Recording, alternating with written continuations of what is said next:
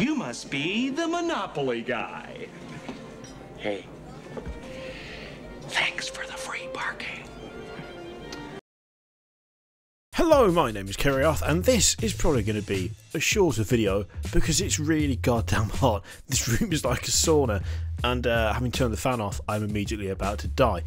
But I was intending, right, yesterday, to make a video talking about the fact that someone sent me a nice little tip via Twitter about new Genestealer Cult models, and I was like, nice, cool, I can see that happening. We've already seen a new aberrant, A-B-E-R-R-A-N-T, those guys, they're like the big chunky dudes. We've already seen a picture of one of them, and so when this person said we're going to be seeing more models for Genestealer Cult, I was like, nice, awesome, that seems incredibly likely. We've already seen a new model for that. And then today there's been a load of stuff about a couple of leaked images that no one seems to know where they're from. Someone again sent them to me this morning. Said, oh, I've been out during the day and I just got back, and I have no idea what the source is. I don't know where they come from. It looks like images from a video. I don't know what video they're from. It's a stream, whether it's a promotional thing that's been on Facebook, I don't know. But it pretty much confirms what the other person said to me, which is that there are going to be new Genestealer Cult models. There is a new, it looks like some sort of HQ who's got like some sick revolver action going on, looked great, and also a whole bunch of aberrants. I don't know. You already know I can't pronounce anything. This is all good, this is all great. From what we're seeing, I mean, I'm really hoping that the Orc stuff we talked about the other day turns out to be at least somewhat accurate, because that means Genestealer Cults and Orcs are getting at least a little bit of love, a little bit of an update, which is always good because the xenos stuff just hasn't been that exciting. The new codex has been fine, but we want to see new models, we want to see upgrades to the army, we want to see updated kits, and we just haven't seen that so far. So the Genestealer Cult stuff and the Orc stuff, if they both turn out to be true, good. Excellent, spot on. And I will say the Genestealer Cult's guy with the revolvers looks quality, and I need those guns for every conversion, essentially. So that was kind of, I was going to make that video, and well, it looks like it's pretty much confirmed now, which is nice. And that person, thank you very much for the information that I didn't get to share in time. And it turns out you were not full of shit. So well done you. The big thing, though, and I'm so baffled by this. I don't know what the hell's going on.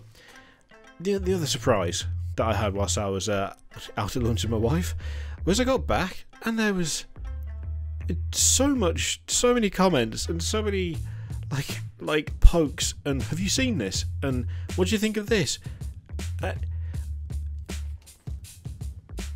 Why is there a Warhammer 40,000 version of Monopoly? Like, what?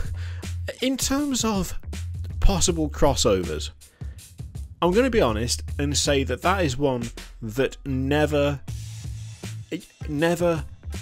ever crossed my mind in the slightest.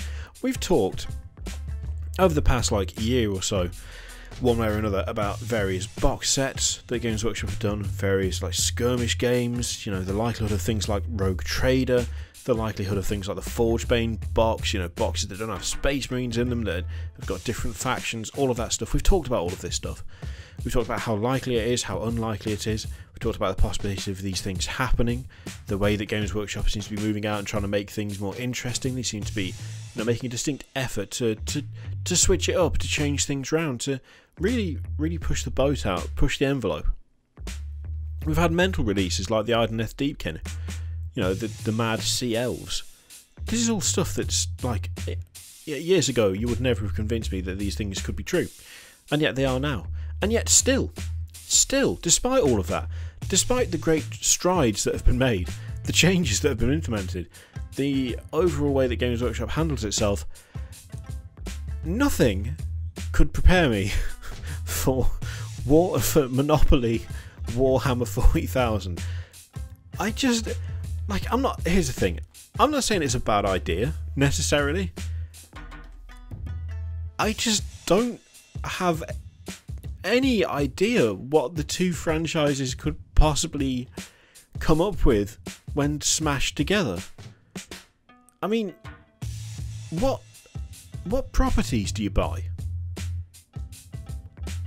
The things that move around the board, is this like in the grim darkness of the far future, there are only like investment wars, there are only real estate scuffles? Like I can't even get past the pieces that you play. I mean, in the Monopoly set that is in this house somewhere, I don't know where, I don't think I've played Monopoly for quite some time. It's one of the really ancient ones. It used to belong to my parents, and it's got like the little player pieces of metal, you know, high class shit.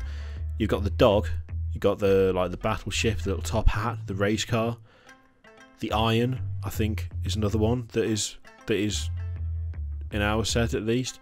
There might be something else. I can't really remember. Is it a boot? I don't know. Are we gonna have like because it looks to be the cover of the Dark Imperium box that is on the box for Monopoly, Warhammer 40,000 Monopoly. I can't. My brain is not. It's not allowing me to actually get through the whole title of it because I just don't understand. I can't even get past what the pieces are going to be. Are we going to have like a little miniature, like Primaris captain in Gravis armor? Are we going to have like a tiny Lord of Corruption, and they go around the galaxy, trying to buy properties from each other? Can you see where I'm having trouble here? Like, I'm trying to. It's it's gonna follow the same basic gameplay principles as normal Monopoly, right? It has to. It's called Monopoly. They're not going to change the format massively, are they? The clue's in the name. It's pretty established at this point what Monopoly is. How? Okay, hang on. No. Wait. This is a fucking mess of a video, by the way. This has already collapsed into just utter bollocks and nonsense, but I don't care. Maybe, okay. Trying to make sense of this, right? I'm determined to. Maybe it's not money. Maybe it's armies. Or like army size, or troops. Maybe there's troops. Maybe it's not money. Maybe it's troops or detachments or something. So you want to buy MacLeod, just as an example, okay? So MacLeod costs 100 whatever. I can't remember the values that are on a Monopoly board. Who gives a shit? You then have to spend 100 armies, 100 units, 100 detachments. You send 100 detachments, they take MacLeod. So MacLeod is now yours. So Lord of Corruption, you've dispatched an army, it has taken MacLeod. MacLeod now belongs to you. For someone else to land on MacLeod, they will lose troops. You will gain resources from them being on your territory. That could work. Wait, no, I think if that is how it's done, that might actually work. I mean, it's still tenuous as fuck, but that could actually be like halfway functional as a game, as opposed to just like, hello, yes, I'm Typhus, I would like to buy Baal Secundus, here is $200. Like, that's obviously not going to work. Maybe that's how it's going to be done. I'm kind of, as I say, I'm not going to say it's a terrible idea, because I just can't fathom how it'll work right now. It could be a great idea, it could be amazing, but there's just such a massive disconnect between Eternal War and I'm going to buy 4 hotels. The gap is like, it's not like that, it's like, it's that. It's way out there. The gap is way out there. If it was like some sort of weird halfway point between the two, where it's like you move your guy, that guy can then send 100 whatever's worth of army, and then that planet belongs to you, and then if other people land on it, they obviously have to spend troops to be able to stay there, because otherwise they get killed and kicked off. That could actually maybe work. How are the chance cards going to work? Like, that's another thing. A warp storm destroys your battle fleet. Lose 50 detachments. Like, that sounds stupid, but it's also kind of funny, and it could actually work. Like, I get the feeling this is going to be like an actually funny thing to do. Not like, it's not going to be, let's sit down for a serious game of Monopoly. It's going to be a bit, it has to be a bit piss-takey, right? Like what happens if you go to, like, I mean, presumably you don't go to jail, you just get executed, and then, what, do you have a clone that takes over? I may be reading too much into this and thinking about it a little bit too much, but it was just one of those things where I saw all this stuff about Warhammer 40,000 Monopoly, and I was like, oh, that's pretty cool. And then the rest of me went, wait, what the fuck are you, what? It's going to be interesting if it's real. I mean, it looks to be real. There's an Amazon listing for it, which I'll put a link to in the description below. So yeah, I mean, Genestealer Cult, getting your models, obviously. Warhammer 40,000 Monopoly, sure, why not? Oh god, I can't. I'm gonna have to get it just to see what the hell's going on. Might not even play it. I just want to see what the fuck you can possibly do to convert Warhammer 40k into Monopoly or vice versa. It's got to be worth a point. You've got to find these things out. You've got to know. Anyway, that's basically all I've got for you today. There'll be another video tomorrow, hopefully, either Inquisitor or Dawn of War 2.